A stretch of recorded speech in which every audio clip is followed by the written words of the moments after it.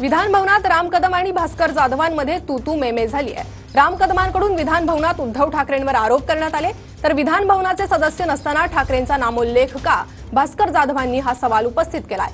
बघतोस तुला असं म्हणत भास्कर जाधव संतापलेत। त्यावेळेच्या मुख्यमंत्र्यांकडे उद्धव ठाकरेंकडे एवढीच मागणी केली, हात जोडतो म्हटलं हात, की आपण आगाऊ व्हेंटिलेटरची व्यवस्था करा।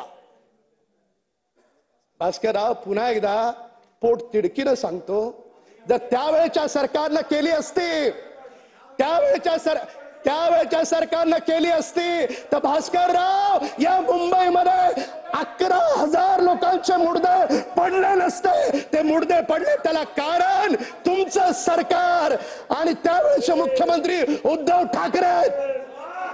ज्या माणसाला, ज्या सदस्याला, ज्या व्यक्तीला, ज्या प्रतिष्ठित व्यक्तीला या सभागृहामध्ये येऊन आपल्यावर झालेल्या आरोपाचा खुलासा करता येत नाही, त्याचा नामोल्लेख या सभागृहामध्ये होता का म्हणे। हा नियम आहे की नाही, ही प्रथा आहे की नाही, आणि हे पावित्र्य पाळलं गेलंय की नाही। काय करावं आम्ही?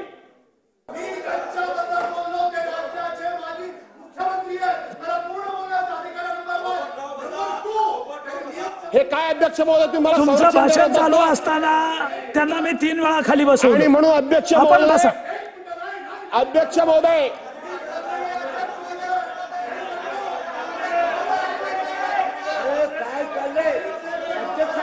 बघतोस तुला आता, ज्या माणसाला, ज्या सदस्याला, ज्या व्यक्तीला, ज्या प्रतिष्ठित व्यक्तीला या सभागृहामध्ये येऊन आपल्यावर झालेल्या आरोपाचा खुलासा करता येत नाही, त्याचा नामोल्लेख या सभागृहामध्ये होता का म्हणे।